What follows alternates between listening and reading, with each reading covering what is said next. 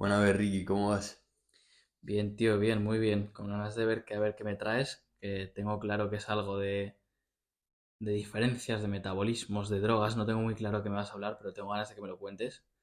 Pero bueno, antes de que entres en detalles, voy a decir aquí para la gente a ver qué opina, que nos ha llegado feedback de algunas de nuestras oyentes que dicen que la voz de Luis es como la de Alex González, el actor español del Príncipe. No sé qué opinará Yo la no sabía gente. quién era, pero Nosotros, bueno, yo más o menos lo veo, más o menos lo veo. yo no lo tengo claro. Así que cuéntanos con esa voz tuya el episodio de hoy. Explícamelo. Bueno, yo os voy a hablar un poco de la cafeína. ¿Nunca te has preguntado por qué yo tengo un familiar, por ejemplo, que se toma 3 tazas de café antes de irse a dormir, o una taza antes de cenar, otra después de cenar y otra antes de irse a dormir, y se duerme perfectamente? Y dices, ¿cómo puede ser que esta Sí, persona tome tanto café y duerma bien? Y luego hayan otras personas que tomen un café por la mañana y dicen, es que yo tomo un café y ya no me puedo dormir. están subiéndose por las paredes todo el día. Sí. Mi padre hace eso, mi padre se toma un café siempre antes de irse a dormir. Y dices, ¿cómo puede ser? Pues hoy vamos a explicar un poquito cómo se metabolizan las drogas y cómo diferencias en este proceso entre unas personas y otras pueden hacer, pues eso, que metabolices mejor o peor los fármacos, las drogas bueno, y Venga, sustancias como la cafeína. Entonces, ¿cómo metabolizamos las drogas o los fármacos? Lo hacemos en dos fases. La primera, en la que interviene el complejo o el citocromo del que vamos a hablar hoy, el tema principal, que es el citocromo P450 y todas sus variantes. Ya lo hemos nombrado en el tema del alcohol. Pienso que en sí. el episodio del alcohol lo nombramos. Y la verdad es que es súper importante. En esta primera reacción lo que se hace es hacer que la molécula sea más reactiva y más tóxica también, por cierto. Y luego en una segunda reacción lo que se hace es solubilizar esta molécula para que podamos excretarla mejor. Entonces, vamos a esta primera fase, a esta primera reacción. ¿Por qué es tan importante este citocromo P450? Bueno, pues en el genoma humano hay 57 genes de este citocromo funcionales y hay muchos pseudogenes, ¿vale? Nosotros nos vamos a centrar hoy en una variante que es el citocromo P450 2D6. Entonces, es bueno saber que cada uno de nosotros tenemos distintos genes, ¿vale? O tenemos, en teoría, los mismos genes, pero los tenemos de manera distinta. Por eso somos diferentes. Y luego, por otra parte, estos genes, que son como nuestras instrucciones, pues se siguen de manera diferente. Yo, por ejemplo, veo a los genes como una instrucción para hacer una tortilla de patatas. Yo la hago de una forma y tú la haces de otra forma, pero la receta para hacer la tortilla es la misma, ¿no? Entonces, según cómo la hagamos tú y yo, pues nos va a salir un citocromo de una forma o un citocromo de otra forma. Sí. Esta es mi manera de entenderlo. Entonces, para poneros un ejemplo, voy a hablar primero de la codeína y luego voy a hablar de la nicotina. Entonces, ¿la codeína qué es? La codeína es un profármaco, por eso la estoy utilizando, porque la codeína en sí no es un principio activo, sino que necesita metabolizarse por este citocromo Sí. P450-2D6 para convertirse en morfina y entonces realizar los efectos.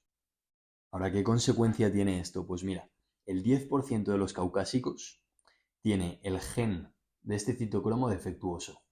Eso quiere decir que no metaboliza la codeína y por lo tanto no le hace efecto este fármaco. Claro, no puede. Se queda en profármaco. Exactamente. Y por otra parte también hay un porcentaje súper pequeñito con el que pasa al contrario. Lo metaboliza súper rápido y entonces tiene un efecto tóxico, porque no es lo mismo tomar codeína que te den la dosis de morfina. ¿Sabes? Obviamente vas a tener un efecto mucho más fuerte. Tiene un paso demasiado rápido, ¿no? Claro. Y por ejemplo, hay ejemplos desafortunados en los que en fin, se han reportado casos de intoxicaciones por morfina en lactantes porque la madre estaba estaba tomando, bueno, le habían prescrito fármacos con codeína y era una metabolizadora muy rápida. Entonces esto se los transfería al lactante y os podéis imaginar las consecuencias, ¿no? Y luego por otra parte también os quería hablar de la nicotina. No os quiero hablar mucho del fármaco o de las consecuencias de fumar o de la nicotina, de si traspasa la barrera del cerebro, en fin, sobre el... No os quiero hablar de eso, os quiero hablar simplemente de la adicción en sí, Sí, ¿vale? sí, sí, sí. Entonces, ¿cuál es el citocromo responsable de metabolizar la nicotina? El citocromo P450 2A6, en este caso. Y hay una particularidad que es que este citocromo también es responsable de activar carcinógenos que están presentes en el humo del tabaco. Adivina qué, los chinos, los pacientes chinos, como tienen una menor expresión de este gen, Sí. no metabolizan estos carcinógenos y casualmente tienen una menor prevalencia de cáncer de pulmón. Ostras, no sabía yo esto para nada, ¿eh? Lo cual yo no sé si esta asociación es relevante. Por lo que hemos Seguro, leído, seguro. tiene pinta de que sí. Es más, para mí la pregunta que nos tenemos que hacer y que a mí me parece la pregunta clave, al menos para mí mismo, es, ¿existe una predisposición a la adicción? Es decir, hay gente que nace y tiene una predisposición a ser adicta al alcohol, al Sí, tabaco. totalmente. Bueno, ¿esto por qué es? Pues obviamente una persona que metaboliza por un polimorfismo de este citocromo o porque los mecanismos epigenéticos no funcionan de la misma manera, la nicotina va a hacer que la semivida de la nicotina sea mayor.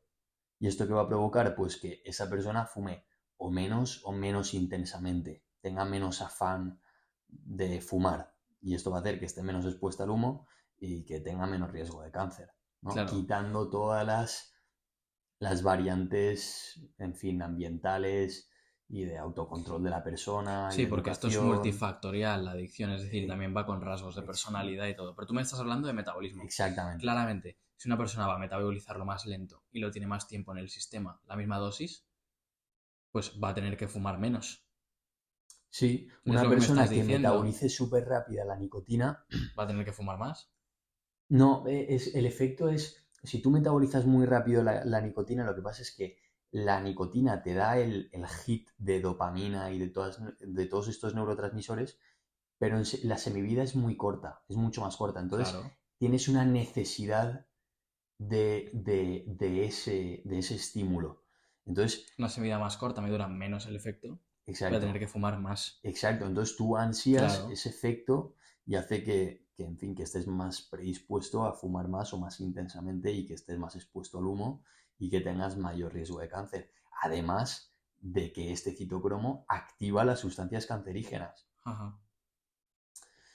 Y bueno, en fin, esto es todo. Yo también hice un trabajo, bueno, incluí en un trabajo, mejor dicho, un estudio que os lo podré dejar en la descripción sobre los receptores D2 dopaminérgicos. Lo que pasa es que yo de esto obviamente no tengo ni idea. De esto se encargan de estudiarlo gente pues, que está toda su vida estudiando los receptores y la agrupación de receptores y la cantidad de receptores y cómo estos influyen en la adicción.